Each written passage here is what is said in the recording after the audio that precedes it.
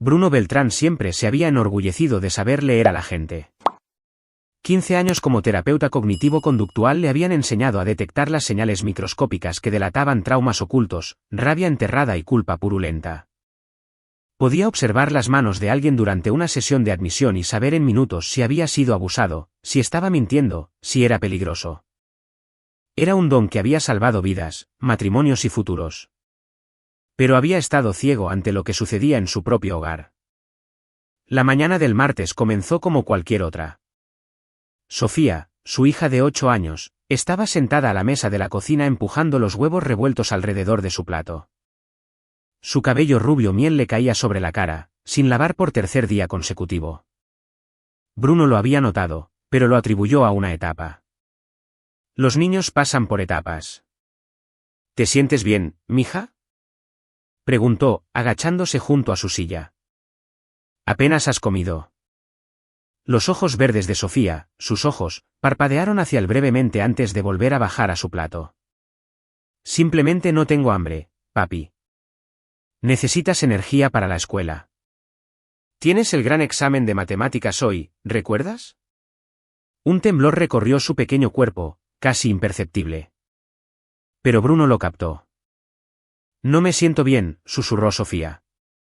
¿Puedo quedarme en casa? Esta era la 4ª vez en 2 semanas que lo pedía. Bruno presionó el dorso de su mano contra su frente. Piel fresca, sin fiebre. ¿Qué es lo que no se siente bien? Mi estómago. Cristina salió de la recámara, con su cabello castaño rojizo recogido en un moño severo. Maquillaje perfecto a pesar de la hora temprana. Su esposa siempre había sido hermosa de esa manera afilada e intocable. Todo bordes y ángulos.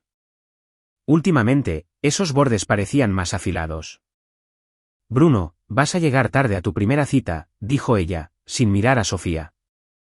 Yo la llevaré a la escuela. Dice que le duele el estómago. Ella está bien. El tono de Cristina no dejaba lugar a discusión. Sofía, ve a lavarte los dientes ahorita. Sofía se estremeció ante la palabra ahorita y salió corriendo de su silla. Bruno la vio desaparecer por el pasillo, algo frío instalándose en su pecho. Se ha estado quejando mucho últimamente, dijo él con cuidado. Tal vez deberíamos llevarla al doctor. Es ansiedad por la escuela. Necesita superarlo. Cristina sirvió café con precisión mecánica. Mi mamá está de acuerdo. De hecho, se ofreció a llevar a Sofía esta mañana para que yo pueda llegar a tiempo a mi conferencia telefónica. La suegra de Bruno, Dalila Domínguez, había sido una constante en sus vidas desde el principio. Una exdirectora de primaria con opiniones sobre todo. Se había mudado a su colonia hacía 3 años para estar cerca de la familia. Cristina afirmaba que era útil. Bruno lo encontraba asfixiante. ¿Tu mamá la va a llevar a la escuela? A menos que quieras cancelar tu cita de las 8. Bruno miró su reloj. Su primera paciente era una adolescente con TEP severo por abuso sexual infantil. Había intentado suicidarse 2 veces. No podía cancelar. Está bien, dijo él, pero quiero llevar a Sofía con el doctor Morales esta semana. Que la revisen. La mandíbula de Cristina se tensó casi imperceptiblemente. Si crees que es necesario. 20 minutos después, Bruno besó a Sofía para despedirse en el pórtico. Ella se aferró a él más tiempo de lo habitual, sus delgados brazos envueltos fuertemente alrededor de su cintura. Te quiero, papi, susurró contra su camisa. Te quiero más, mi niña. Que tengas un gran día en la escuela. Sintió que su agarre se apretaba antes de que ella lo soltara. Cuando miró hacia atrás desde su auto, ella estaba parada sola en el pórtico, pequeña e inmóvil, viéndolo irse. El consultorio de Bruno estaba en el centro, un viaje de 40 minutos a través del tráfico de la hora pico. Pasó el tiempo preparándose mentalmente para su día, 2 casos de TEP, una sesión de terapia de pareja y una admisión de emergencia para un nuevo paciente que mostraba signos de depresión severa. Su práctica se especializaba en la recuperación de traumas, y lamentablemente, el negocio estaba en auge. La sesión con su primera paciente, Emma, salió bien. Estaba haciendo un progreso real, comenzando a recuperar partes de sí misma que pensaba perdidas para siempre. Estos eran los momentos por los que Bruno vivía, ver a alguien emerger de la oscuridad hacia la luz. Estaba revisando notas entre citas cuando su celular vibró. Un mensaje de texto de Cristina: se me hizo tarde. Mi mamá recogerá a Sofía de la escuela. Bruno frunció el ceño. La escuela no terminaba hasta dentro de 6 horas. Empezó a escribir una respuesta, luego se detuvo. Cristina probablemente solo estaba planeando con anticipación, pero algo le inquietaba. Abrió la aplicación de rastreo familiar que habían instalado el año pasado después de que Sofía se perdiera en el centro comercial. El punto azul que representaba el celular de su hija estaba inmóvil en la calle Fresno 1247.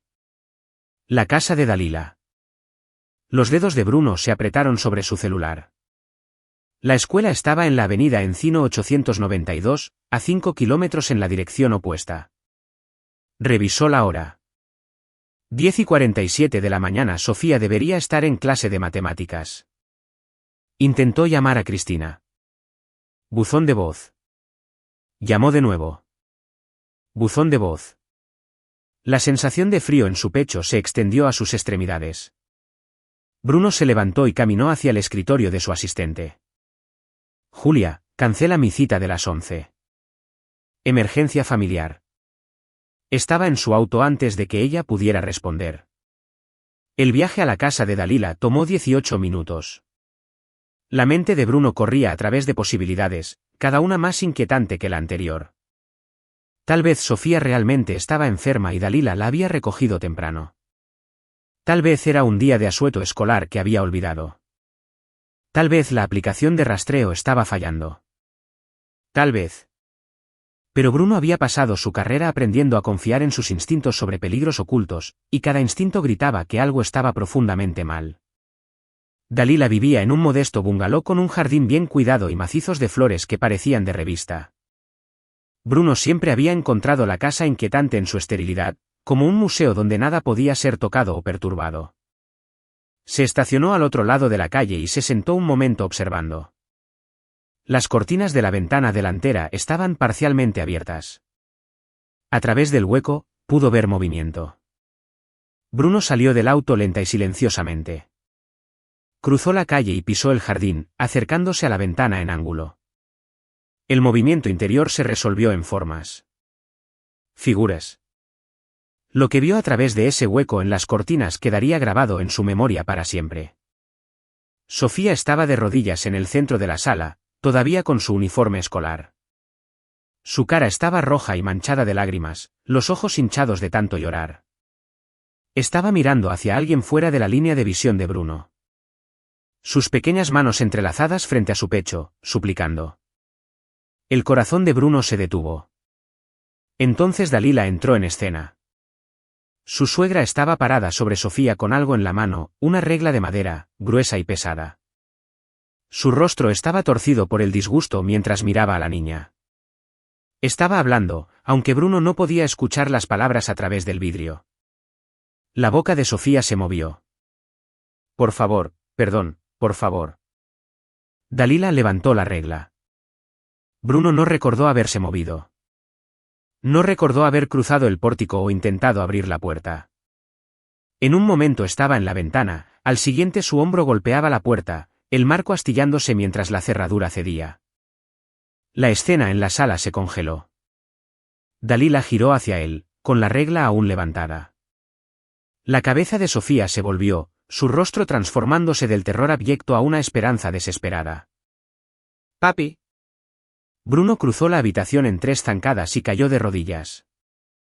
Sofía colapsó en sus brazos, sollozando tan fuerte que todo su cuerpo temblaba. Él se envolvió alrededor de ella, protegiéndola, y miró a Dalila por encima de la cabeza de su hija. La expresión de su suegra cambió a través de varias emociones en rápida sucesión, conmoción, miedo, ira, y finalmente se asentó en algo frío y calculador. Bruno, dijo ella, bajando la regla con lentitud deliberada. ¿Puedo explicarlo? No. Su voz salió mortalmente tranquila. No digas una maldita palabra. Los sollozos de Sofía se intensificaron. Bruno sintió sus pequeños dedos aferrándose a su camisa, arrugando la tela en puños desesperados. Temblaba como una hoja en un huracán. Sofía no se sentía bien, continuó Dalila como si él no hubiera hablado, su tono cambiando a algo maternal y preocupado.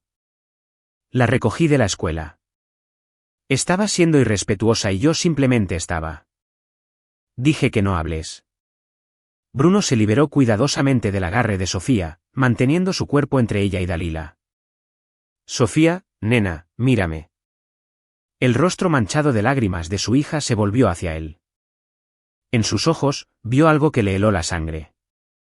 No sorpresa por su llegada, sino alivio. No conmoción, sino validación. ¿Cuántas veces?, preguntó suavemente. El labio de Sofía tembló. Cada vez que te vas al trabajo, papi. Su voz era apenas un susurro. Cada vez. La habitación se inclinó. La visión de Bruno se cerró en un túnel. Cada vez. Cada mañana que la había besado para despedirse y se había alejado manejando, ella había sido entregada en manos de su abusadora. Está exagerando, dijo Dalila bruscamente. Los niños tienen mucha imaginación. Enséñame, le dijo Bruno a Sofía, todavía sin mirar a Dalila. Con manos temblorosas, Sofía se subió la manga de la blusa. Moretones moteaban la parte superior de su brazo en líneas paralelas distintivas, del ancho de una regla.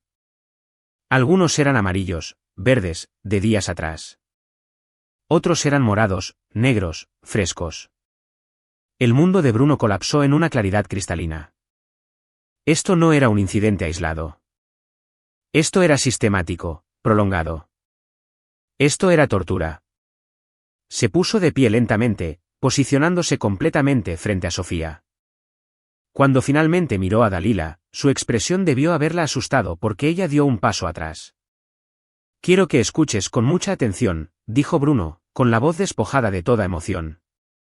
Vas a soltar esa regla. Te vas a sentar en esa silla, y te vas a quedar ahí hasta que llegue la policía. Si te mueves, si hablas, si tan solo respiras fuerte, olvidaré cada principio sobre el que he construido mi vida y te voy a lastimar. ¿Entendiste? El rostro de Dalila se puso rojo. ¿Cómo te atreves a amenazarme en mi propia casa? Soy la madre de tu esposa. Bruno sacó su celular y marcó al 911. Mientras sonaba, mantuvo sus ojos fijos en Dalila. Sí, necesito reportar maltrato infantil. Calle Fresno 1247. La abusadora todavía está en la escena. Mi hija ha sido golpeada repetidamente.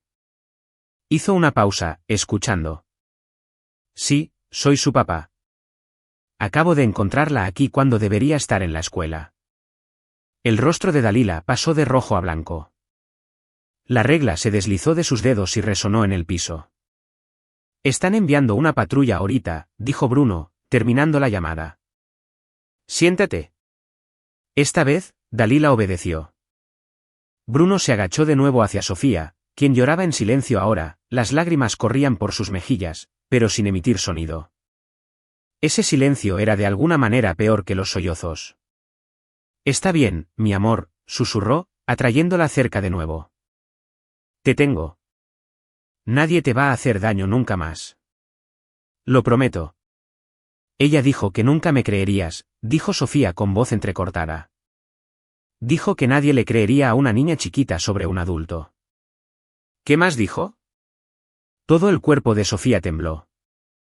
Que si contaba, se aseguraría de que nunca te volviera a ver. Que mi mami me enviaría lejos a un lugar feo donde van los niños cuando son mentirosos. Que esto era mi culpa porque no era lo suficientemente buena. Que me lo merecía. Bruno cerró los ojos brevemente, luchando por el control. Cuando los abrió, miró a Dalila con una especie de rabia fría que nunca había sentido antes. Estás acabada, dijo en voz baja. Tu vida tal como la conoces termina hoy. Estás exagerando, dijo Dalila, pero su voz vaciló. Solo la estaba disciplinando. Mi hija salió bien con disciplina firme. ¿Tu hija? La risa de Bruno fue aguda y sin humor. ¿Cristina? Algo parpadeó en el rostro de Dalila. ¿Miedo? Y Bruno entendió. Ella lo sabe, dijo lentamente. Cristina sabe lo que has estado haciendo. El silencio de Dalila fue respuesta suficiente. El sonido de sirenas se acercó afuera. Bruno sostuvo a su hija más cerca, su mente ya corriendo hacia adelante, analizando, planeando. Esto no era solo Dalila. Esto era una conspiración. Su esposa, la mujer que había amado durante 12 años, la mujer con la que había construido una vida, había permitido que su madre torturara a su hija. La puerta principal se abrió sin llamar. 2 oficiales de policía entraron, con las manos cerca de sus armas, escaneando la escena con los ojos. Bruno soltó cuidadosamente a Sofía y se puso de pie, con las manos visibles. Soy Bruno Beltrán. Esta es mi hija, Sofía. Esa mujer es Dalila Domínguez, mi suegra. La encontré golpeando a Sofía con esa regla. Señaló a donde yacía en el piso. Sofía tiene moretones extensos consistentes con abuso repetido. La oficial mujer, su placa decía Montes, se arrodilló junto a Sofía con suave profesionalismo. Hola, corazón. Mi nombre es oficial Montes. ¿Puedes mostrarme dónde te duele? Sofía miró a Bruno primero. Él asintió. Ella se subió ambas mangas, revelando moretones en ambos brazos. Luego se levantó la blusa ligeramente, mostrando más moretones a través de sus costillas. La mandíbula de la oficial Montes se tensó. Miró a su compañero, un hombre mayor con canas en las sienes. Alguna comunicación tácita pasó entre ellos. Señor Domínguez, dijo el oficial masculino, soy el oficial Chávez. Necesitamos hacerle algunas preguntas. Quiero a mi abogado, dijo Dalila inmediatamente, su voz repentinamente fuerte y clara. Ese es su derecho, pero necesito que se ponga de pie y coloque las manos detrás de la espalda. ¿Me están arrestando por disciplinar a mi propia nieta? Eso no es disciplina, dijo la oficial Montes fríamente, todavía examinando las heridas de Sofía. Eso es agresión a un menor. Mientras el oficial Chávez esposaba a Dalila, Bruno sintió que la mano de Sofía se deslizaba en la suya. La apretó suavemente, viendo cómo le leían sus derechos a su suegra. Esto debería haberse sentido como una victoria, como justicia. Pero Bruno sabía que esto era solo el comienzo. Porque en algún lugar al otro lado de la ciudad, Cristina seguía con su día, inconsciente de que su fachada cuidadosamente construida se estaba desmoronando. Inconsciente de que su esposo ahora sabía la verdad. Inconsciente de que el hombre al que había subestimado, el amable terapeuta que ayudaba a la gente con sus problemas, era también un hombre que entendía la mente humana lo suficientemente bien como para desmantelarla pieza por pieza. La oficial Montes se acercó a Bruno mientras su compañero escoltaba a Dalila a la patrulla. Señor Beltrán, necesitaremos llevar a Sofía al hospital para un examen completo y para documentar sus heridas. El personal del DIF se reunirá con nosotros allá. Iré con ella, por supuesto. Pero necesito preguntar, ¿sabe la madre de Sofía sobre el abuso? Bruno miró a su hija. Los ojos de Sofía se encontraron con los suyos, grandes y suplicantes. En ese momento, vio la pregunta detrás de su mirada, ¿me salvarás o dejarás que me envíen de regreso? Sí, dijo Bruno claramente. Mi esposa lo sabe. Descubrí evidencia esta mañana que sugiere que ella ha sido cómplice al permitir que su madre abuse de Sofía regularmente. La expresión de la oficial Montes se endureció aún más. Necesitaremos hablar con su esposa también. ¿Dónde está ella ahora? Bruno sacó su celular. Lo averiguaré. Mientras marcaba el número de Cristina, su mente ya estaba 3 pasos adelante. Esto no se trataba solo de proteger a Sofía. Se trataba de asegurarse de que todos los que habían lastimado a su hija pagaran el precio completo por sus crímenes. Y Bruno era muy bueno entendiendo exactamente qué precio rompería a una persona por completo. El celular sonó 1, 2 veces. Al tercer tono, Cristina respondió. ¿Bruno? Estoy a medio. ¿Dónde estás?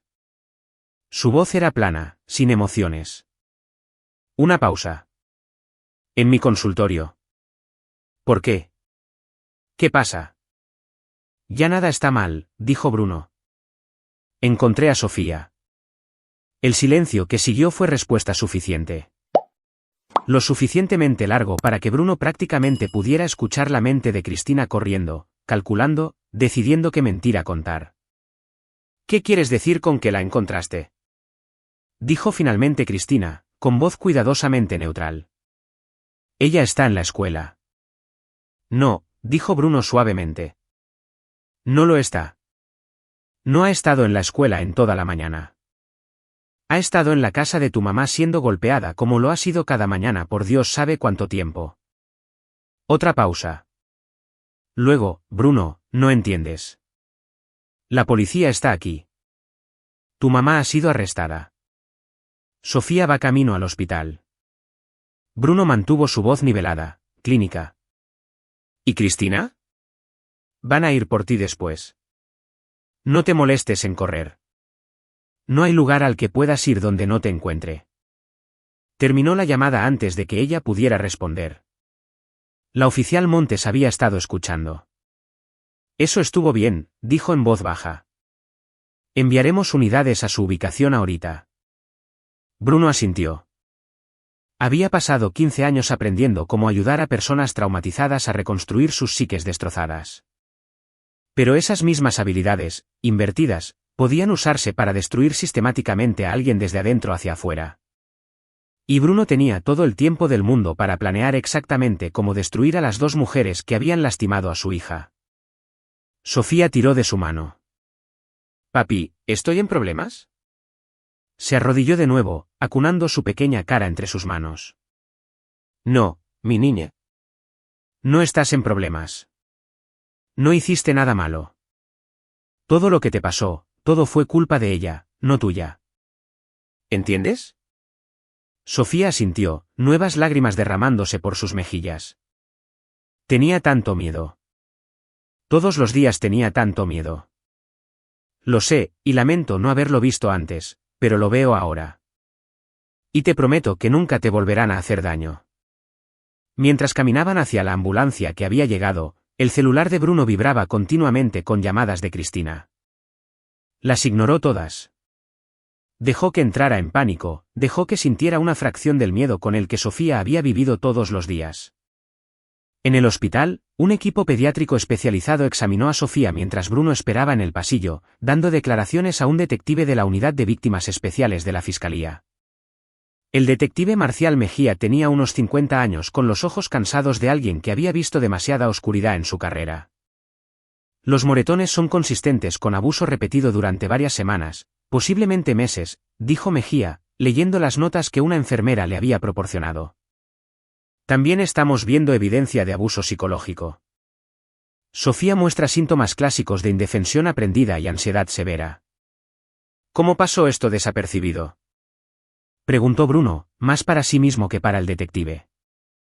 Se sorprendería de cuántos casos se nos escapan. Los abusadores suelen ser cuidadosos. Lastiman a los niños en lugares que la ropa cubre. Los amenazan para que guarden silencio. Los aíslan de otros adultos que podrían darse cuenta. Mejía hizo una pausa. La madre de su esposa, Dalila Domínguez, fue directora de escuela. 30 años. Personas así entienden los sistemas. Saben cómo parecer respetables mientras cometen atrocidades en privado. Y tener la complicidad de su esposa habría hecho casi imposible que Sofía escapara. Las manos de Bruno se cerraron en puños. ¿Qué pasa ahora? Dalila será acusada de múltiples cargos de abuso infantil, agresión a un menor y poner en peligro a un menor. Probablemente enfrentará un tiempo significativo en prisión si es condenada. En cuanto a su esposa, Mejía parecía incómodo, no proteger a un niño de un abuso conocido es un crimen, pero es más difícil de probar a menos que tengamos evidencia directa de que lo presenció o lo facilitó activamente. Ella lo sabía, dijo Bruno rotundamente. Sofía me dijo que Cristina también la amenazó. Entonces construiremos un caso. Pero señor Beltrán, necesito ser honesto con usted. El sistema legal se mueve lentamente. Habrá audiencias, evaluaciones, posiblemente un juicio. Este proceso podría tomar meses o incluso años. Bruno asintió lentamente. Entiendo. Pero Mejía no entendía. El sistema legal era solo una arena donde se serviría justicia.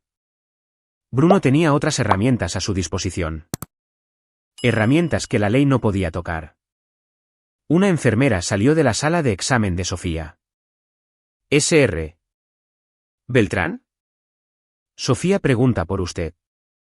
Bruno encontró a su hija acostada en una cama de hospital que parecía demasiado grande para su pequeño cuerpo, vestida con una bata de hospital estampada con personajes de dibujos animados. Una especialista del DIF estaba sentada a su lado, hablando suavemente. Cuando Sofía vio a Bruno, extendió los brazos hacia él. Él se sentó en el borde de la cama y dejó que ella se acurrucara a su lado. Los doctores dicen que necesito quedarme aquí esta noche, dijo Sofía en voz baja. Para observación. Entonces yo también me quedo. Dijeron.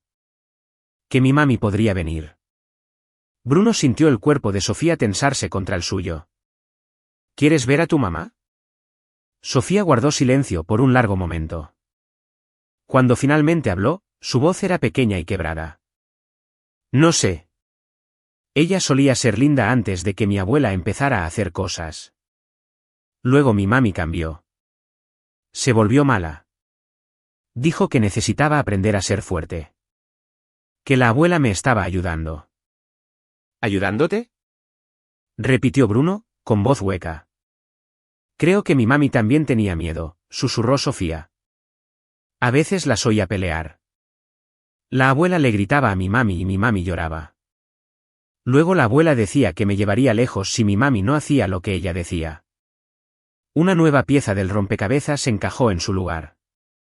Bruno había notado que Cristina cambiaba durante el último año, volviéndose más retraída, más ansiosa, más rápida para enojarse. Lo había atribuido al estrés en el trabajo. Pero ¿y si Dalila había estado manipulando a Cristina también, controlándola a través de amenazas contra Sofía?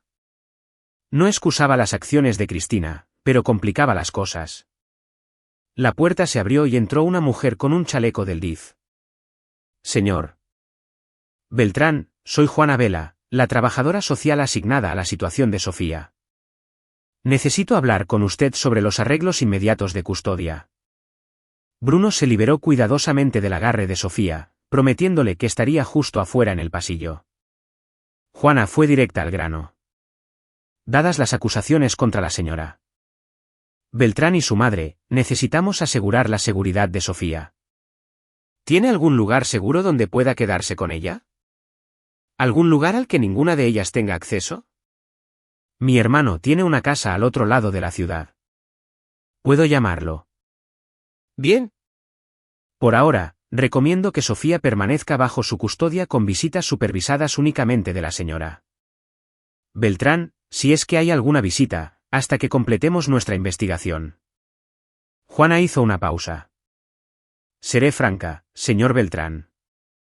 Estos casos a menudo se vuelven complicados. Su esposa probablemente luchará por la custodia compartida. Su abogado argumentará que ella también fue víctima de la manipulación de su madre. Los jueces tienden a favorecer mantener a las madres involucradas cuando es posible. Incluso cuando la madre permitió que su hija fuera torturada, incluso entonces, a menos que podamos probar malicia deliberada en lugar de coerción, ella podría obtener un acuerdo de culpabilidad y custodia parcial. La mandíbula de Bruno se tensó. Entonces me aseguraré de que puedan probarlo. Juana lo estudió cuidadosamente. Señor Beltrán, entiendo que esté enojado, pero necesita dejar que el sistema funcione. No haga nada que pueda poner en peligro su custodia de Sofía. No lo haré, dijo Bruno con sinceridad. No pondría en peligro su custodia, pero se aseguraría absolutamente de que Cristina y Dalila pagaran por cada momento de miedo que habían infligido a su hija. Su celular vibró de nuevo. Esta vez era un número desconocido. Bruno respondió. ¿Sr. Beltrán? Una voz suave y profesional. Soy Chela Valdés, abogada de Cristina Beltrán. A mi cliente le gustaría hablar con usted sobre concertar un momento para visitar a su hija. No. Entiendo que esté molesto, pero la señora Beltrán sigue siendo la madre de Sofía. Ella tiene derechos. Ella renunció a esos derechos cuando dejó que su madre torturara a nuestra hija durante meses. Dígale a Cristina que si quiere ver a Sofía, puede explicarse ante el juez. Señor Beltrán, si se niega a permitir el contacto, solicitaremos la custodia de emergencia. Inténtelo. ¿La reto? Porque en el momento en que entre en ese juzgado, me aseguraré de que el juez vea cada fotografía de cada moretón que su cliente permitió que le pusieran en el cuerpo de mi hija. Me aseguraré de que escuchen a Sofía testificar sobre cada vez que su cliente la amenazó para que guardara silencio. Y me aseguraré personalmente de que la carrera, la reputación y la libertad de Cristina sean destruidas tan a fondo que deseará haber sido ella la arrestada hoy en lugar de su madre. Bruno terminó la llamada y respiró hondo. Juana lo estaba mirando con algo entre preocupación y aprobación. Está jugando rudo, observó ella. Lastimaron a mi hija. No hay juego lo suficientemente rudo. De vuelta en la habitación de Sofía, Bruno encontró a su hija finalmente durmiendo, agotada por el trauma y las lágrimas. Se sentó junto a su cama y sacó su laptop. Hora de empezar a investigar. Durante las siguientes horas, Bruno compiló todo lo que pudo encontrar sobre casos de abuso infantil, precedentes legales y pautas de sentencia. Hizo una lista de todos los que habrían interactuado con Sofía en los últimos 6 meses, maestros, entrenadores, amigos, padres, cualquiera que pudiera haber notado que algo andaba mal. Su celular sonó de nuevo. Esta vez era su hermano, Ricardo Díaz. Bruno, ¿qué fregados está pasando? Cristina me acaba de llamar llorando, diciendo que le echaste a la policía encima. Tiene razón. Una pausa. ¿Qué? Bruno explicó, con voz clínica y distante, lo que había descubierto. Cuando terminó, Ricardo guardó silencio por un largo momento. Dios mío, respiró finalmente su hermano. ¿Qué necesitas? Un lugar donde quedarme. Algún lugar que Cristina no conozca. Puedes usar mi cabaña en la sierra. Nadie sabe de ella excepto la familia. Perfecto. ¿También puedes investigar un poco por mí? Cristina ha estado viendo a un terapeuta. Necesito saber quién y qué les ha estado contando. Eso es información confidencial, Bruno. Encuentra una manera. También necesito el registro telefónico de Cristina de los últimos 6 meses y los registros financieros de Dalila. Si hay dinero involucrado, quiero saberlo. Me estás pidiendo que haga cosas casi ilegales aquí, Bruno. Ricardo, dijo Bruno en voz baja, golpearon a mi hija repetidamente durante meses mientras yo estaba en el trabajo tratando de ayudar a los hijos de otras personas a recuperarse del trauma. Ellas estaban traumatizando a la mía. Lo legal ya no importa. Solo la justicia importa. Otra pausa. Luego, haré algunas llamadas. Para la medianoche, Bruno había reunido un archivo preliminar del caso. Ricardo había conseguido los registros telefónicos de Cristina, mostrando docenas de llamadas entre ella y Dalila en los días en que Sofía se había quejado de estar enferma. Más condenatorios fueron los mensajes de texto que Ricardo había obtenido de alguna manera. Cristina, se está poniendo difícil otra vez. Dalila, yo me encargo. Déjala antes del trabajo. Cristina, Bruno está sospechando. Quiere llevarla al doctor. Dalila, inventa algo. Necesitamos más tiempo. Cristina, no sé si puedo seguir haciendo esto. Dalila, harás lo que te digo o lo perderás todo. No olvides lo que sé de ti. Ese último mensaje hizo que Bruno se detuviera. ¿Qué sabía Dalila sobre Cristina? ¿Qué tipo de influencia tenía? Archivó esa pregunta para una investigación posterior y continuó leyendo más mensajes de texto. Cristina, está llena de moretones. ¿Y si alguien la ve? Dalila, entonces la dejas en la casa. Di que está enferma. Eres su madre. Compórtate como tal. Cristina, esto no se suponía que llegara tan lejos. Dalila, llegará tan lejos como sea necesario. Ella tiene que aprender. Las manos de Bruno temblaban mientras leía. Estos no eran los mensajes de alguien coaccionado. Estos eran los mensajes de alguien cómplice. Alguien que vio los moretones, escuchó el llanto y no hizo nada. Tomó capturas de pantalla de todo y se las reenvió al detective Mejía. Luego abrió un nuevo documento y comenzó a escribir todo lo que Sofía le había contado, cada detalle que podía recordar. Lo cruzó con los informes médicos, construyendo una línea de tiempo del abuso. Eran las 3 de la mañana cuando una enfermera entró silenciosamente y le dijo que las horas de visita técnicamente habían terminado, pero dadas las circunstancias, podía quedarse en la sala de espera. Bruno se mudó allí a regañadientes, manteniendo la puerta de la habitación de Sofía abierta para poder verla. No podía dormir. Cada vez que cerraba los ojos, veía a Sofía de rodillas, suplicando. Veía la regla levantada. Veía años de mañanas en las que la había besado para despedirse, y sin saberlo, la había enviado al infierno. Su celular se iluminó con un nuevo mensaje de un número desconocido. Por favor, Bruno, déjame explicarte. No es lo que piensas. Llámame, por favor. Cristina usando el teléfono de otra persona porque él la había bloqueado. Los dedos de Bruno se posaron sobre el teclado. Parte de él quería llamarla, gritar, exigir respuestas.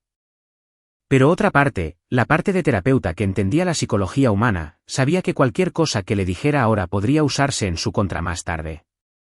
Mejor quedarse callado. Dejar que entrara en pánico. Dejar que se preguntara qué sabía él, qué estaba planeando. En su lugar, reenvió el mensaje al detective Mejía con una nota, sujeto intentando contactarme, solicitando orden de restricción. Mientras amanecía sobre el hospital, Bruno observó salir el sol a través de la ventana y pensó en la justicia. El sistema legal haría su parte. Arrestos, juicios, condenas. Pero la justicia legal no era suficiente. No para lo que le habían hecho a Sofía. Necesitaba entenderlas completamente. Sus miedos, sus debilidades, sus puntos de presión. La reputación de Dalila lo era todo para ella, la respetada educadora, el pilar de la colonia. La carrera de Cristina como ejecutiva de marketing dependía de su imagen de mujer moderna perfecta equilibrando carrera y familia. Bruno sabía cómo destruir ambas. Pero primero, necesitaba información. Necesitaba saber exactamente qué influencia había tenido Dalila sobre Cristina, que había transformado a su esposa de la mujer con la que se había casado en alguien que podía permitir el abuso infantil. Mientras Sofía despertaba y una enfermera traía el desayuno, Bruno tomó una decisión. Usaría cada herramienta a su disposición, su conocimiento profesional, sus contactos, su comprensión de la psicología humana. Construiría casos no solo para los juzgados, sino para el tribunal de la opinión pública. Desmantelaría sistemáticamente las vidas de todos los que habían lastimado a su hija pieza por pieza hasta que entendieran exactamente lo que le habían quitado a Sofía. Y lo haría todo manteniendo su custodia, su reputación y su posición como el padre agraviado buscando justicia. Porque Bruno Beltrán no había pasado 15 años aprendiendo a sanar mentes rotas sin aprender también exactamente cómo romperlas sanas. La verdadera venganza apenas comenzaba. 2 semanas después, Bruno estaba sentado en su oficina temporal en la cabaña de Ricardo, rodeado de carpetas y documentos legales. Sofía estaba en la habitación contigua reuniéndose con la doctora Elizabeth Salinas, una psicóloga infantil especializada en recuperación de traumas. Suaves murmullos de conversación llegaban a través de la puerta. El detective Mejía había llamado esa mañana con una actualización. La audiencia de vinculación a proceso de Dalila se había pospuesto debido a que su abogado afirmó que había sufrido una crisis de salud, una conveniente taquicardia que la llevó al hospital bajo observación. Cristina aún no había sido arrestada, pendiente de una mayor investigación, pero una orden de restricción le impedía acercarse a menos de 150 metros de Sofía. Bruno también había recibido una llamada de su propio abogado, Joe Evans, un especialista en derecho familiar con reputación de ganar incluso las batallas de custodia más feas. Los mensajes de texto que obtuvo tu hermano son condenatorios, había dicho Lloyd. Pero el abogado de Cristina está argumentando coacción. Que Dalila la manipuló, posiblemente abusó de ella en el pasado, y que Cristina es tan víctima como Sofía. ¿Crees eso? No importa lo que yo crea. Importa lo que podamos probar. Y Bruno, tenemos que hablar sobre cómo obtuvo tu hermano esos mensajes de texto. Si la cadena de custodia no está limpia, no servirán de prueba. Ya están en manos del detective Mejía. La fiscalía puede solicitarlos legalmente ahora. Eso es inteligente. Éticamente cuestionable, pero inteligente. Bruno había aprendido hace mucho tiempo que la ética era un lujo reservado para las personas que no habían visto a su hija ser abusada. Su única ética ahora era proteger a Sofía y asegurar la justicia. La puerta de la cabaña se abrió y entró Ricardo, llevando una caja de documentos. ¿Vas a querer ver esto? Bruno abrió la caja. Dentro había registros financieros, escrituras de propiedad y lo que parecía correspondencia personal. La casa de Dalila está hipotecada hasta el tope, explicó Ricardo. Está endeudada hasta el cuello. Facturas médicas de una cirugía el año pasado, tarjetas de crédito al máximo, y esto. Sacó una póliza de seguro de vida. Esta es una póliza sobre Sofía. 4 millones de pesos. Dalila figura como la beneficiaria principal. La habitación se enfrió. ¿Cuándo se contrató esto? Preguntó Bruno lentamente. Hace 8 meses. Justo en el momento en que comenzó el abuso. Según la línea de tiempo de Sofía, la mente de Bruno corría. Una póliza de seguro de vida sobre una niña con la abuela como beneficiaria. Abuso escalado que podría haber resultado en lesiones graves o la muerte. Desesperación financiera. Ella iba a matarla, dijo Bruno rotundamente. El abuso no era disciplina o control. Dalila estaba escalando hacia el asesinato de Sofía para cobrar el dinero del seguro. El rostro de Ricardo palideció. Jesús, tenemos que llevar esto a la fiscalía. Aún no. Primero, necesito saber si Cristina sabía sobre la póliza. Ya estoy en eso. Dame 2 horas. Mientras Ricardo trabajaba, Bruno revisó a Sofía. ¿La doctora? Salinas salió de la sala de sesiones luciendo preocupada. Sofía está tan bien como se puede esperar, dijo en voz baja. Pero Bruno, ella reveló algo nuevo. Dijo que había otra niña, una niña que Dalila solía cuidar hace unos 5 años. Sofía escuchó a su abuela hablar de ella una vez, diciendo algo sobre cómo esa niña también aprendió su lección. La sangre de Bruno se heló. ¿Crees que hubo otras víctimas? Es posible. Si Dalila tiene un patrón de comportamiento abusivo, Sofía puede no ser la primera niña a la que ha lastimado. ¿Sofía recordó el nombre de la niña? No. Pero dijo que Dalila tiene un álbum de fotos en su casa y la niña podría estar en él. Bruno llamó inmediatamente al detective Mejía. Necesito que consiga una orden de cateo para la casa de Dalila. Puede haber evidencia de abuso previo, fotos, documentos. Y detective, necesita investigar a cualquier niño con el que Dalila haya tenido contacto durante la última década. Eso podrían ser cientos de niños. Ella era directora. Entonces comenzaremos con los que cuidaba en privado, y verificaremos si hay lesiones sospechosas o muertes que involucren a niños que ella conocía. Mejía guardó silencio por un momento. ¿Cree que esto va más allá de Sofía? Creo que Sofía tuvo suerte porque la encontré, pero puede haber habido niños que no tuvieron tanta suerte. Después de la llamada, Bruno se sentó con la póliza de seguro, estudiando cada detalle.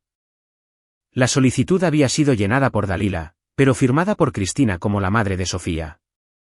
Entonces, Cristina lo sabía. Incluso si no hubiera entendido las intenciones completas de Dalila, sabía sobre la póliza. Esa firma podría ser la evidencia que necesitaban para probar la participación activa de Cristina en una conspiración. Ricardo regresó con más información. El terapeuta de Cristina es el Dr. Jonathan Pérez, un psicólogo que se especializa en trauma familiar. No pude conseguir las notas de las sesiones. Eso es genuinamente confidencial. Pero encontré algo interesante. Cristina comenzó a verlo hace 3 años, justo después de que Dalila se mudara a la ciudad. Déjame adivinar. Estaba buscando ayuda para la ansiedad y la depresión. Exactamente. Y los registros de recetas muestran que ha estado tomando dosis cada vez más altas de ansiolíticos. Bruno se reclinó en su silla, uniendo las piezas. Hace 3 años, Dalila se había mudado cerca. Cristina había buscado inmediatamente terapia y medicación para la ansiedad. ¿Qué había sucedido para desencadenar eso? Su celular sonó. Detective Mejía. Ejecutamos la orden en la casa de Dalila, dijo el detective sin preámbulos. Bruno, tenías razón. Encontramos un álbum de fotos con al menos una docena de niños en él. Niños que cuidó a lo largo de los años. Estamos trabajando para identificarlos ahora. También encontramos diarios detallados que describen sus métodos de disciplina para múltiples niños que se remontan a 15 años atrás. El agarre de Bruno se apretó en el celular. ¿Cuántos? Al menos 7 que podemos identificar hasta ahora. Algunos de ellos. Bruno, uno de ellos murió. Un niño de 7 años llamado Tomás Garza. Hace 8 años. La muerte fue declarada accidental. Se cayó por las escaleras, pero el diario de Dalila sugiere lo contrario. Ella lo asesinó. Estamos reabriendo el caso. Sus papás todavía están vivos. Si podemos probar que Dalila fue responsable. Mejía hizo una pausa. Esto ya no es solo abuso infantil. Esto es potencialmente múltiples cargos de intento de asesinato, agresión y posiblemente homicidio. ¿Qué pasa con Cristina? ¿El diario la menciona? No por nombre, pero hay entradas del último año que hacen referencia a mi hija finalmente entendiendo la importancia de la disciplina adecuada. En esto, hay una entrada de hace 8 meses, se acordó asegurar el futuro financiero. La niña debe ser manejada adecuadamente hasta que llegue el momento. La póliza de seguro. Cristina había aceptado ayudar a Dalila a cobrar el dinero del seguro. Ya fuera que hubiera entendido completamente que eso significaba la muerte de Sofía o hubiera estado en negación, había sido una conspiradora. Bruno agradeció a Mejía y terminó la llamada. Luego se sentó en el silencio de su oficina temporal y dejó que todo el horror lo invadiera. Su esposa y su suegra no solo habían estado abusando de Sofía. La habían estado matando lentamente, construyendo hacia un accidente final que llenaría los bolsillos de Dalila y resolvería cualquier necesidad retorcida que Cristina tuviera de complacer a su madre abusiva. Sofía estaba viva solo porque Bruno había pasado manejando exactamente en el momento correcto en el día exacto. La puerta de la sala de terapia se abrió y Sofía salió, luciendo cansada pero más tranquila de lo que había estado en semanas. Caminó hacia Bruno y se subió a su regazo, a pesar de que se estaba volviendo demasiado grande para ello. ¿La doctora? Salinas dice que soy valiente, dijo Sofía en voz baja. ¿Crees que soy valiente, papi? Bruno la abrazó fuerte, respirando el aroma de su champú. Creo que eres la persona más valiente que he conocido. Ella también dice que está bien estar enojada con la abuela y con mi mami. Tiene razón. ¿Estás enojada? Bruno pensó cuidadosamente en su respuesta. Estoy furioso, pero voy a asegurarme de que esa ira vaya al lugar correcto. Voy a asegurarme de que estés a salvo y de que nunca puedan hacerte daño a ti ni a nadie más de nuevo. Sofía guardó silencio por un momento. ¿Qué va a pasar con mi mami? Todavía no lo sé, nena. Pero pase lo que pase, no dependerá de nosotros. La policía y los jueces decidirán. Eso no era del todo cierto. La policía y los jueces manejarían las consecuencias legales, pero Bruno se encargaría del resto.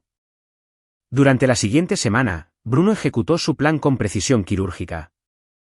Primero, contactó a los padres de cada niño que Dalila había cuidado en los últimos 15 años. Muchos estaban conmocionados. Algunos estaban a la defensiva, pero 3 le devolvieron la llamada en unos días, pidiendo el número del detective Mejía.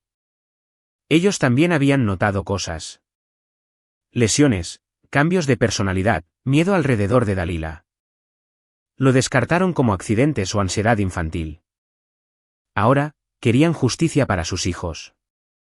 Bruno también se puso en contacto con la Secretaría de Educación donde Dalila había sido directora. Usando sus credenciales profesionales, solicitó copias de cualquier informe de incidentes presentado durante su gestión. Lo que encontró fue condenatorio, Un patrón de castigos severos, niños enviados a su oficina por infracciones menores que salían llorando o heridos, quejas de padres que habían sido desestimadas. Dalila no solo había estado abusando de niños en casa. Lo había estado haciendo durante décadas bajo la protección de la autoridad institucional. Bruno compiló todo en un expediente completo y lo entregó no solo a la fiscalía sino a los medios locales. Dio una entrevista a una reportera de investigación llamada Lorena Muñoz, quien había construido su carrera exponiendo abusos en posiciones de poder. El sistema le falló a estos niños, le dijo Bruno ante la cámara, incluyendo a mi hija. Dalila Domínguez se escondió detrás de la respetabilidad mientras torturaba a niños durante años, y mi esposa la ayudó a hacerlo. La historia explotó. En 48 horas, fue noticia nacional. La cara de Dalila estaba en todos los noticieros junto con fotos de los moretones de Sofía. Los padres inundaron a la policía con llamadas. La Secretaría de Educación abrió una investigación. El fiscal del Estado anunció que buscaban los cargos más severos posibles. La empresa de Cristina la puso en suspensión indefinida. Su perfil de LinkedIn se inundó con comentarios llamándola monstruo. Su Instagram cuidadosamente curado, lleno de citas inspiradoras y fotos familiares, se convirtió en una galería de indignación pública. Bruno lo vio todo desarrollarse con fría satisfacción. Esto era solo el comienzo. También había contratado a una investigadora privada, una mujer llamada Roberta Hernández, para indagar en el pasado de Dalila. Lo que descubrió lo explicó todo. Dalila se había casado 3 veces. Su primer marido había muerto en un incendio doméstico accidental, cuando Cristina tenía 2 años. El pago del seguro había sido sustancial. Su segundo marido se había divorciado de ella, citando abuso emocional y físico. Había luchado por la custodia de su hijo, el medio hermano de Cristina, pero perdió cuando el niño misteriosamente se retractó de sus acusaciones de abuso. Ese niño, ahora en sus 30 años, había desaparecido de los registros públicos hace 10 años. Lo encontré, dijo Roberta durante su informe. Vive bajo un nombre diferente en Oaxaca, completamente fuera del radar. Me puse en contacto. Está dispuesto a testificar sobre lo que Dalila le hizo cuando era niño. ¿Y el medio hermano? La expresión de Roberta se oscureció. Muerto. Suicidió a los 22 años. Su nota mencionaba años de abuso y que su madre lo obligó a elegir entre proteger a su hermana Cristina o a sí mismo. Otra pieza encajó en su lugar. Cristina había presenciado a Dalila abusar de su medio hermano, había sido obligada a participar o guardar silencio. El trauma la había deformado, torcido en alguien que podía perpetuar el mismo ciclo. No excusaba lo que Cristina le había hecho a Sofía, pero explicaba cómo una mujer podía romperse tanto que ayudaría a su abusadora a atacar a su propia hija.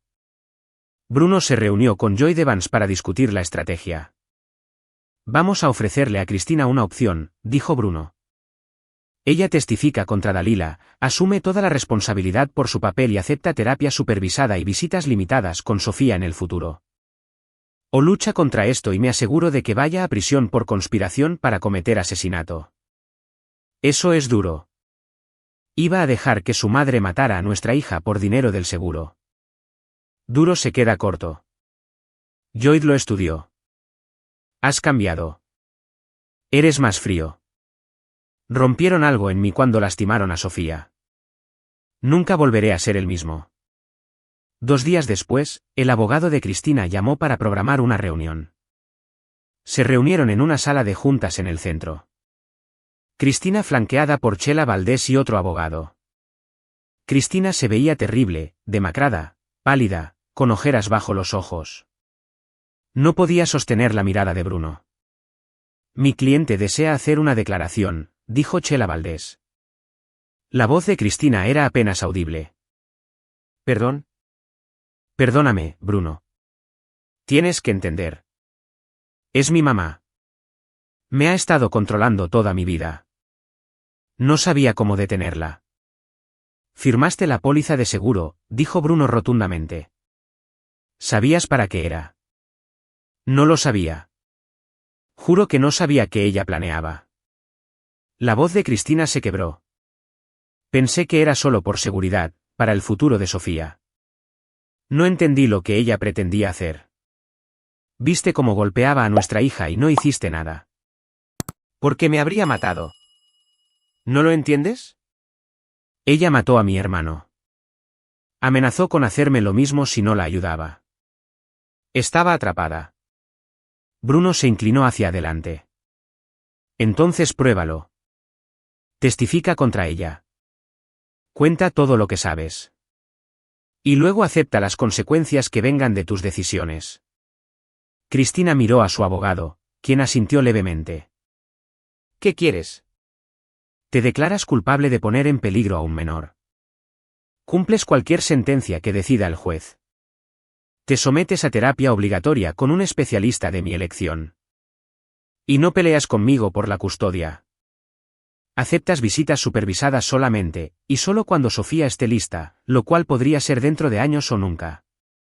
Y si acepto esto, entonces no presionaré por cargos de intento de asesinato, y permitiré que Sofía reciba cartas tuyas si ella las quiere. El rostro de Cristina se arrugó. ¿Puedo verla solo una vez? ¿Para pedirle perdón? No. La palabra quedó en el aire como una sentencia de muerte. Cristina comenzó a llorar, sollozos profundos y desgarradores que sacudían todo su cuerpo. Bruno no sintió nada. Cualquier amor que alguna vez hubiera tenido por esta mujer había muerto en el momento en que vio a Sofía de rodillas. Está bien, susurró finalmente Cristina, lo haré. Testificaré contra ella. Los siguientes 3 meses fueron un borrón de procedimientos legales. Cristina testificó ante el Ministerio Público, describiendo en detalle cómo Dalila había abusado de su medio hermano, la había controlado mediante amenazas y violencia, la había manipulado para ayudar con el abuso de Sofía. Admitió haber firmado la póliza de seguro, pero afirmó que no había entendido su verdadero propósito hasta después de que Bruno descubriera el abuso. El fiscal no le creyó. Tampoco Bruno, pero su testimonio fue suficiente para construir un caso blindado contra Dalila. El juicio de Dalila estaba programado para finales de la primavera. Mientras tanto, permaneció en el penal, sin fianza debido al riesgo de fuga y la gravedad de los cargos. Cristina fue liberada pendiente de sentencia, obligada a usar un brazalete electrónico y mantenerse alejada de Sofía. Bruno continuó su propia investigación privada. Se conectó con otras 6 familias cuyos hijos habían sido abusados por Dalila. Juntos, formaron un grupo de defensa de víctimas, hablando públicamente sobre la necesidad de una mejor supervisión de las guarderías y protecciones más fuertes para las víctimas de abuso. Sofía comenzó a sanar lentamente, dolorosamente pero de manera constante. ¿La doctora? Salinas trabajaba con ella 3 veces por semana. Bruno la inscribió en una nueva escuela donde nadie sabía sobre su pasado. Le leía cuentos todas las noches, revisaba debajo de su cama en busca de monstruos, le prometía repetidamente que estaba a salvo. Algunas noches tenía pesadillas. Bruno la abrazaba mientras lloraba, susurrando promesas de protección hasta que volvía a dormirse. Pero algunas mañanas Sofía reía. Hizo amigos. Dibujaba imágenes que no incluían violencia o miedo. Pequeñas victorias, pero victorias al fin y al cabo. La práctica de Bruno tuvo que ponerse en pausa, pero sus colegas entendieron. Se había convertido en una especie de figura pública, el padre que había salvado a su hija y expuesto a un monstruo. Otros sobrevivientes de abuso se acercaron a él, compartiendo sus propias historias, agradeciéndole por hablar. Publicó un ensayo sobre cómo reconocer los signos de maltrato infantil, sobre confiar en los instintos, sobre la importancia de creerle a los niños. Se volvió viral. Fue invitado a hablar en conferencias, a consultar con las autoridades en casos de abuso infantil. Bruno siempre había querido marcar una diferencia en el mundo. Ahora lo hacía, solo que no de la manera que había imaginado. Ricardo llamó una noche con noticias inesperadas. La fiscalía acaba de agregar nuevos cargos contra Dalila. Están reabriendo el caso de Tomás Garza, el niño de 7 años que murió. La están acusando de homicidio calificado. ¿Tienen suficiente evidencia? Las entradas de su diario son bastante condenatorias. Escribió sobre lo problemático que era Tomás, cómo necesitaba corregirlo permanentemente, y el forense está revisando la autopsia. Las lesiones eran consistentes con ser empujado, no una simple caída. Bruno absorbió esto. Si era condenada por homicidio, Dalila moriría en prisión. Justicia en su forma más pura. Hay algo más. Ricardo dijo. El medio hermano de Cristina, el de Oaxaca, ha aceptado testificar. Va a decirle al juez cómo Dalila abusó de él y de su hermano durante años. Cómo llevó a su hermano al suicidio. Va a ser un testimonio devastador. Bruno se permitió una pequeña sonrisa. La trampa se cerraba perfectamente. El juicio de Dalila comenzó un martes por la mañana a finales de abril. Bruno asistió todos los días, sentándose en la primera fila para que Dalila pudiera verlo. Quería que ella supiera que él estaba allí observando, asegurándose de que pagara por cada crimen. Sofía no asistió. Bruno no la haría pasar por eso, pero tomaba notas todos los días, planeando contarle todo cuando fuera mayor y estuviera lista para saber. La fiscalía construyó su caso metódicamente. Peritos médicos testificaron sobre las lesiones de Sofía. Los maestros describieron cambios en su comportamiento. ¿La doctora?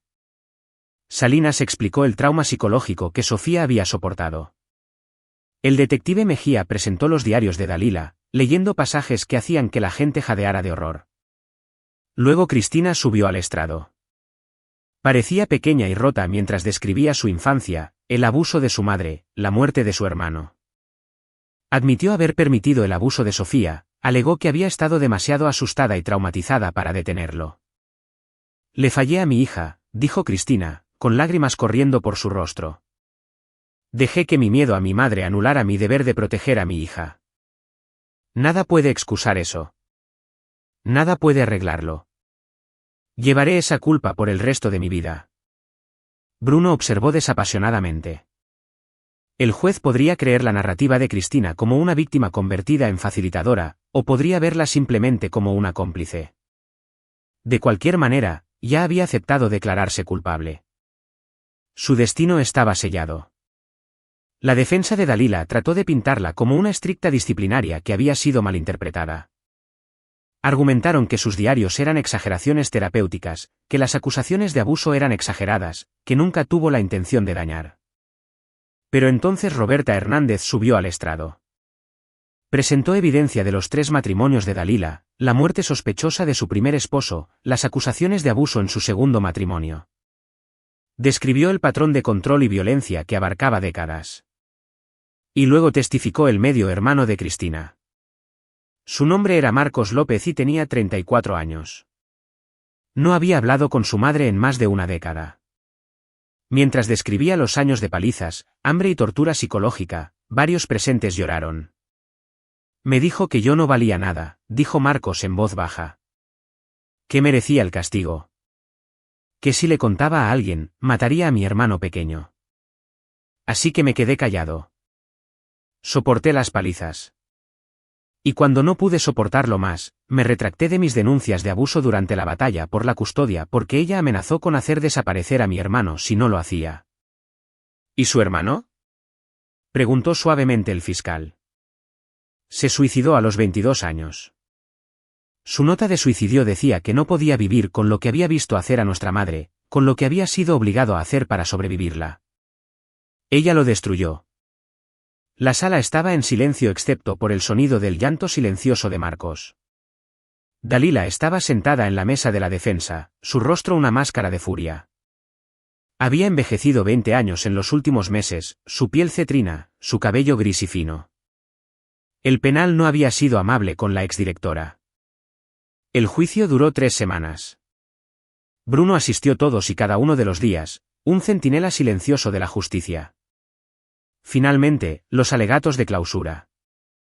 El fiscal se paró ante el juez y dijo simplemente, Dalila Domínguez es una depredadora que usó su autoridad y respetabilidad para torturar niños durante décadas. Los golpeó.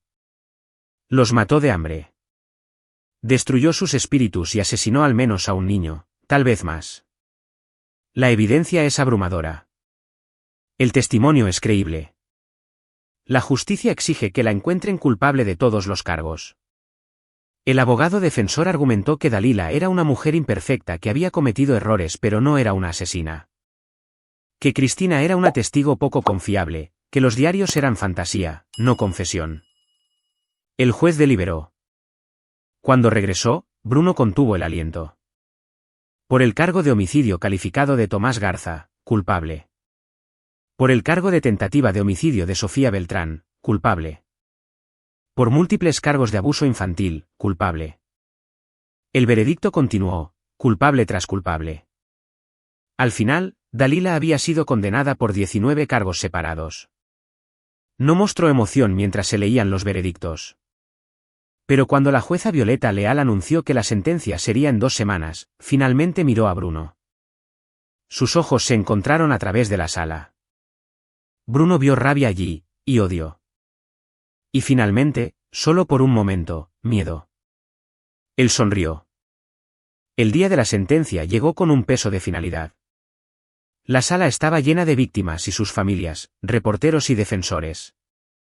Bruno se sentó en su lugar habitual con la silla vacía de Sofía a su lado simbolizando su ausencia y la infancia que le habían robado. La jueza Leal miró a Dalila con abierto desprecio. Señor Domínguez, en mis 30 años en el Poder Judicial, nunca me he encontrado con una acusada cuyos crímenes fueran tan sistemáticos, tan calculados y tan carentes de remordimiento. Usó su posición como educadora para torturar niños. Asesinó a un niño de 7 años. Intentó asesinar a su propia nieta para obtener ganancias financieras.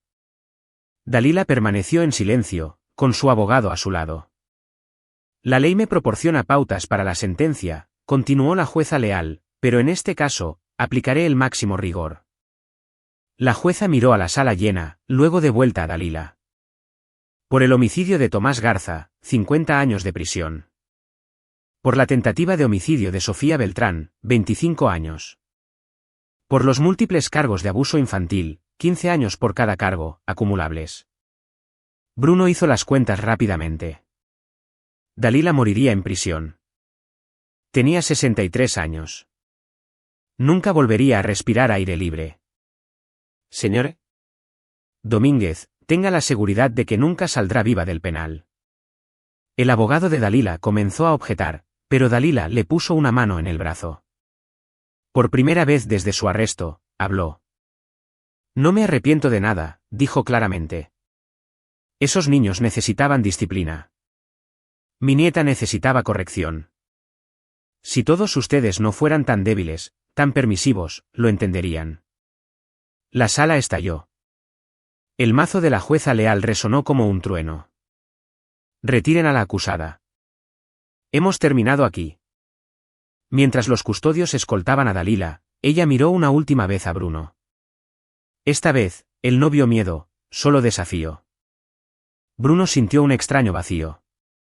Había esperado triunfo, pero al ver a Dalila desaparecer por las puertas, solo se sintió cansado.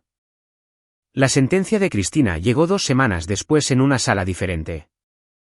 Se había declarado culpable de poner en peligro a un menor, conspiración para fraude y omisión de denuncia.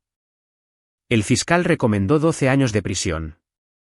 El abogado de Cristina argumentó por 5 años, citando su propia historia de abuso y su cooperación con la investigación. Bruno fue llamado para hacer una declaración de impacto de la víctima. Se paró ante la corte y miró a Cristina. Realmente la miró por primera vez en meses. Ella lloraba en silencio, sus manos temblaban en su regazo.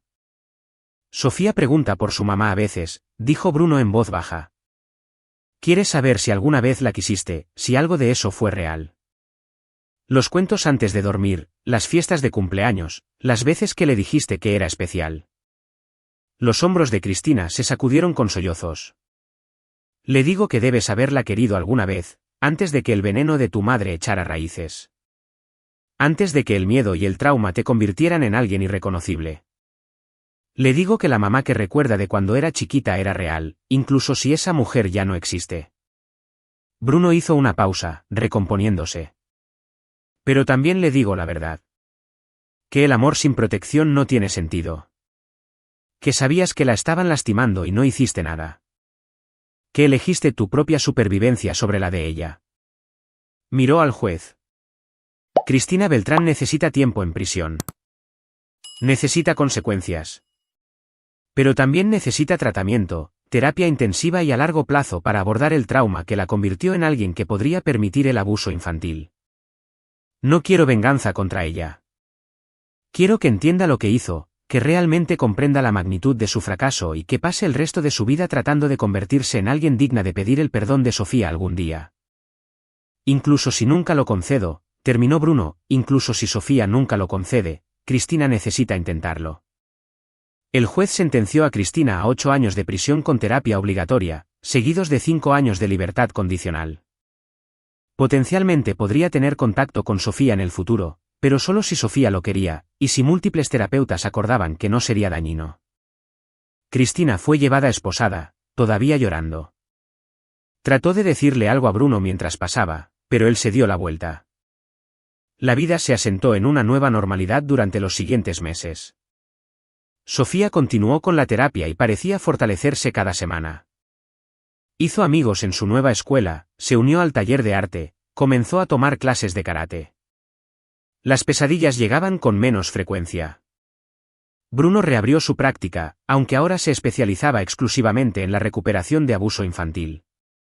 Su lista de espera era de meses. También trabajó con las autoridades, capacitando a oficiales para reconocer signos de abuso. La cabaña se convirtió en su hogar permanente. Bruno vendió la casa que había compartido con Cristina. No podía imaginar vivir allí de nuevo, sabiendo lo que había sucedido. Sofía parecía aliviada de dejarla atrás. Una noche, mientras Bruno preparaba la cena, Sofía apareció en la puerta de la cocina. «Papi, la doctora Salinas dice que debería hablar contigo sobre algo». Bruno dejó el cuchillo y le prestó toda su atención. «¿Qué pasó, mija?» «He estado pensando en mi mami, en lo que hizo». La voz de Sofía era firme, más madura de lo que sus 8 años deberían permitir. «¿La doctora?» Salinas me ayudó a entender que a mi mami también la lastimó mi abuela cuando era chiquita. Que a veces las personas lastimadas lastiman a otras personas. Eso es cierto. Pero ella también dijo que estar lastimado no hace que esté bien lastimar a alguien más. Que tu mamá aún así eligió mal. Eso también es cierto. Sofía guardó silencio por un momento. No creo que quiera ver a mi mami. No por mucho tiempo. Tal vez nunca. ¿Está bien eso? Bruno se arrodilló a su nivel. Sofía, esa elección es completamente tuya. Nadie, ni yo, ni los jueces, ni nadie puede obligarte a tener una relación con tu mamá si no quieres. Tienes derecho a decidir lo que es mejor para ti. ¿Pero qué pasa si ella se pone triste? ¿Qué pasa si me necesita? Bruno tomó sus manos suavemente. Tu trabajo no es hacer que tu mamá se sienta mejor. Tu trabajo es ser una niña, sanar, crecer feliz y fuerte. Los sentimientos de tu mamá son su responsabilidad, no la tuya. Sofía asintió lentamente. ¿La doctora? Salinas dijo algo así también. Dijo que tengo que ponerme mi propia máscara de oxígeno primero. Tiene toda la razón. Está bien.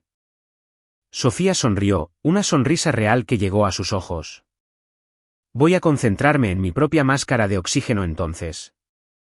Tal vez algún día esté lista para compartir aire con mi mami de nuevo, pero no ahora. Y eso está perfectamente bien. Mientras Bruno volvía a preparar la cena, sintió que un peso se levantaba. Sofía iba a estar bien. Era resiliente, inteligente, capaz de procesar su trauma de manera saludable. Llevaría cicatrices, sí, pero no la definirían.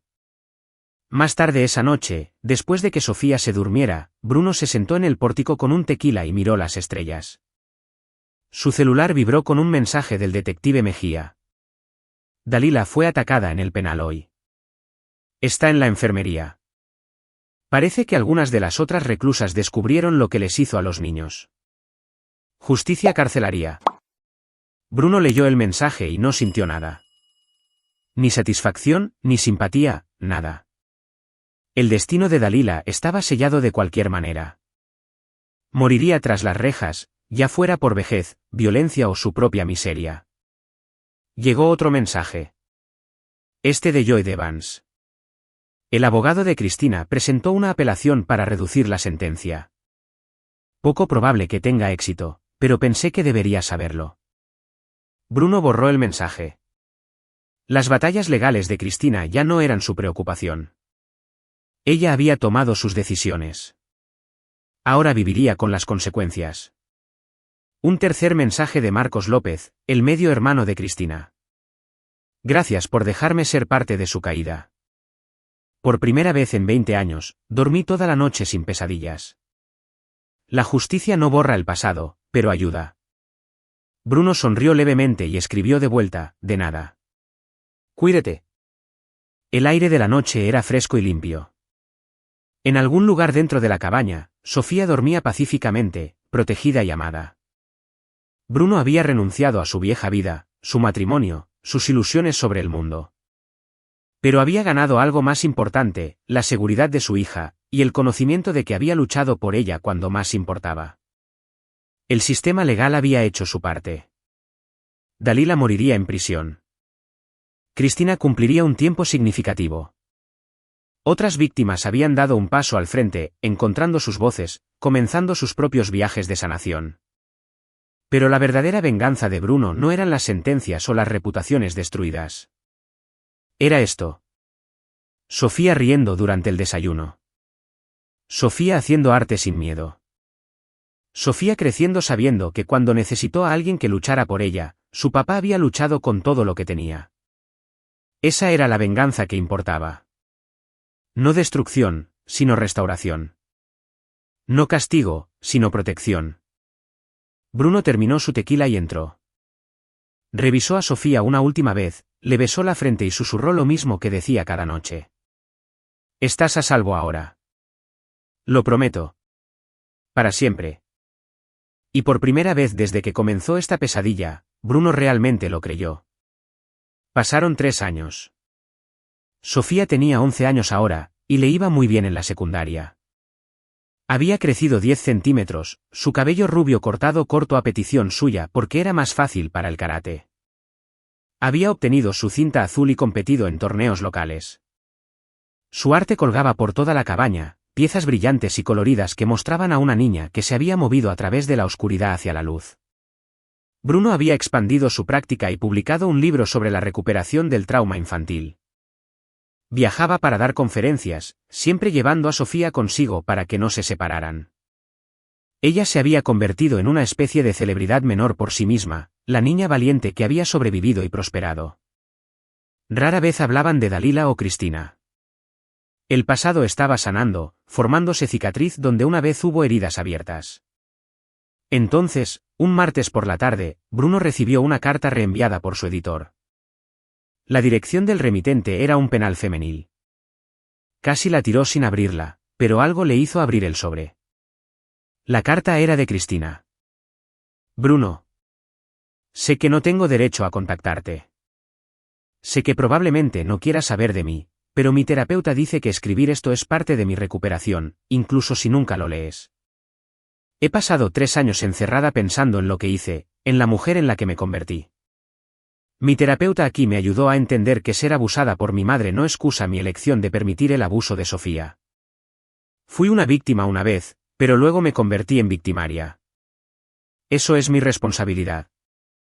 Pienso en Sofía todos los días. Me pregunto si es feliz, si está sanando, si alguna vez piensa en mí. Espero que no lo haga en realidad.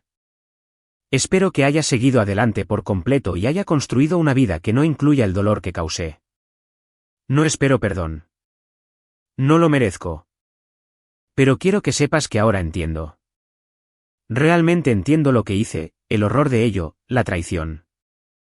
Le fallé a Sofía de la peor manera que una madre puede fallarle a un hijo. Mi madre me escribió una carta el año pasado. Se está muriendo, cáncer de hígado. Quería que la visitara. Me negué. Por primera vez en mi vida, le dije que no. Le dije que destruía todo lo que tocaba, incluyéndome a mí, y que no quería tener nada que ver con ella nunca más. Me gritó a través del teléfono, me llamó malagradecida, débil, estúpida, todas las cosas que me decía mientras crecía. Pero esta vez, colgué y me sentí libre por primera vez en 40 años. Libre. Seré elegible para libertad condicional en 3 años más. Si salgo, me mudaré a algún lugar lejos, lejos del pasado. Empezaré de nuevo. Pasaré el resto de mi vida tratando de convertirme en alguien mejor. No espero volver a ver a Sofía nunca. Pero si algún día, dentro de años, ella quiere conocerme, quiere decirme a la cara cuánto la lastimé, estaré allí. Escucharé y aceptaré lo que sea que necesite decir. Dile que lo siento. Dile que la quería aunque no lo demostré cuando importaba. Dile que merece toda la felicidad del mundo. ¿Cristina? Bruno leyó la carta 3 veces. Luego la dobló cuidadosamente y la puso en una carpeta en la caja fuerte de su oficina. Sofía no necesitaba verla ahora. Tal vez algún día cuando fuera mayor, y si preguntaba por su mamá, Bruno se la daría. O tal vez no. Esa sería la elección de Sofía también. Esa noche, mientras Bruno y Sofía preparaban la cena juntos, una tradición de los martes por la noche, Sofía preguntó de repente, ¿alguna vez piensas en mi mami? Bruno consideró su respuesta cuidadosamente. A veces. ¿Tú lo haces? Realmente no, a veces recuerdo cosas de antes, como cuando solía leerme cuentos o cuando fuimos a la playa ese verano. Cosas buenas. Esos recuerdos son reales. Puedes conservarlos si quieres, pero están mezclados con cosas malas también. Es confuso. Eso es normal. Las personas son complicadas. Tu mamá hizo cosas terribles, pero probablemente también te quiso a su manera. Sofía revolvió la salsa de la pasta pensativa. ¿La doctora? Salinas dice que puedo querer a la persona que solía ser mi mamá y aún así no quererla en mi vida ahora. Que ambas cosas pueden ser verdad. ¿La doctora? Salinas tiene razón. Está bien. Sofía asintió con decisión. Entonces eso es lo que elijo. Recordaré las partes buenas a veces, pero no quiero verla. No ahora. Tal vez nunca. Eso es completamente justo. Terminaron de hacer la cena en un cómodo silencio. Más tarde, después de que Sofía se fuera a la cama, Bruno recibió un correo electrónico del detective Mejía. El asunto decía, pensé que debería saberlo. Bruno. Dalila Domínguez murió esta mañana. Cáncer de hígado, lo mismo que la estaba matando en espíritu antes de matar su cuerpo. Nunca expresó remordimiento, nunca aceptó responsabilidad. Murió enojada y sola. La directora del penal dijo que despotricó hasta el final sobre cómo todos la habían traicionado, como no había hecho nada malo. Sus últimas palabras fueron maldiciendo tu nombre. Pensé que querrías saber qué finalmente terminó. Mejía. Bruno leyó el correo y sintió que la última pieza del rompecabezas encajaba en su lugar. Había terminado. Dalila se había ido. Cristina estaba encerrada tratando de convertirse en una mejor persona. Sofía estaba sanando. Se había hecho justicia. Justicia legal a través de los tribunales. Justicia social a través de la exposición pública, y justicia divina a través de una muerte dolorosa. Pero Bruno sabía que la verdadera justicia ocurría todos los días en la cabaña. Sofía riendo. Sofía prosperando. Sofía a salvo.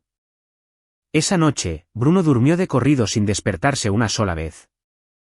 A la mañana siguiente en el desayuno, Bruno le dijo a Sofía que su abuela había muerto. Sofía guardó silencio por un largo momento. Luego preguntó, ¿se supone que debo sentirme triste?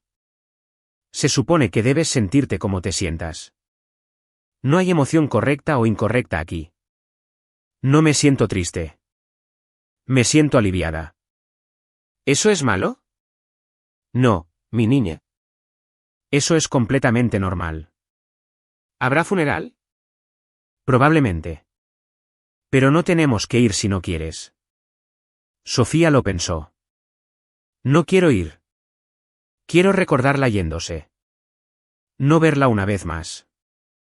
Entonces no iremos. Y no lo hicieron. En cambio, ese sábado, Bruno y Sofía fueron a la playa. La misma playa a la que Cristina había llevado a Sofía hace años. Cuando las cosas estaban bien. Construyeron castillos de arena y recogieron conchas y comieron helado hasta que les dolió la panza. Mientras el sol se ponía sobre el mar, Sofía se apoyó contra Bruno y dijo, «Gracias por salvarme, papi». Te salvaste a ti misma, Sofía. Sobreviviste. Encontraste la fuerza para decirme lo que estaba pasando. Yo solo ayudé a terminar el trabajo. Hacemos un buen equipo. El mejor equipo.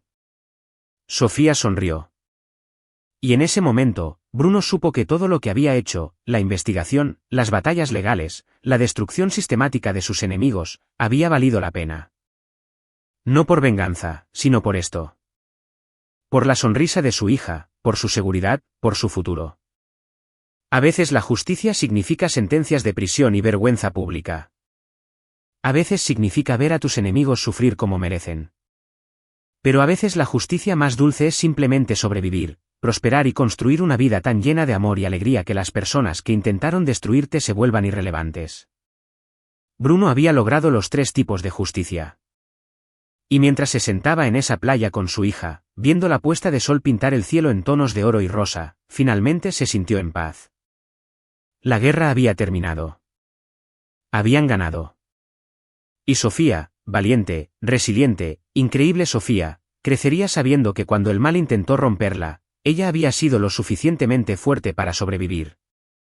Y cuando no pudo luchar por sí misma, alguien que la amaba había luchado por ella con todo lo que tenía.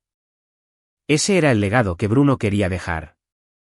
No uno de venganza, sino uno de protección. No uno de odio, sino uno de sanación. Mientras manejaban a casa esa noche, Sofía se quedó dormida en el asiento del copiloto, su mano aún aferrando una concha perfecta que había encontrado enterrada en la arena. Bruno miró su rostro pacífico y pensó en lo cerca que había estado de perderla. Como un momento de intuición, la decisión de pasar por la casa de su suegra ese martes por la mañana, había cambiado todo. Había sido entrenado para leer a la gente, para detectar traumas ocultos. Pero casi se había perdido el caso más importante de su vida. Nunca más. Bruno había pasado años ayudando a otros a sanar del trauma. Ahora se había asegurado de que su propia hija pudiera sanar también. Y en el proceso, había aprendido algo profundo. Que la venganza más fuerte no es destruir a tus enemigos, sino asegurarte de que nunca puedan lastimar a nadie más mientras construyes algo hermoso de las ruinas que dejaron atrás. Sofía se movió en su sueño, murmurando algo sobre castillos de arena. Bruno sonrió y condujo hacia casa, hacia su futuro, hacia la vida que habían luchado tanto por proteger. Detrás de ellos, el pasado retrocedía como la marea, todavía presente en las marcas que había dejado en la arena, pero ya no lo suficientemente poderoso como para arrastrarlos al fondo. Eran libres.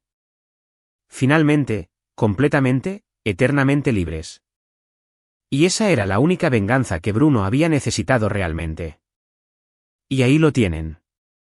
Otra historia llega a su fin. ¿Qué les pareció?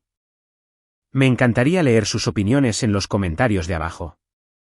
Si disfrutaron esta historia, consideren unirse a nuestra comunidad suscribiéndose. Significa muchísimo para nosotros. Para más historias como esta, chequen los vídeos recomendados en pantalla, y los veo en el próximo.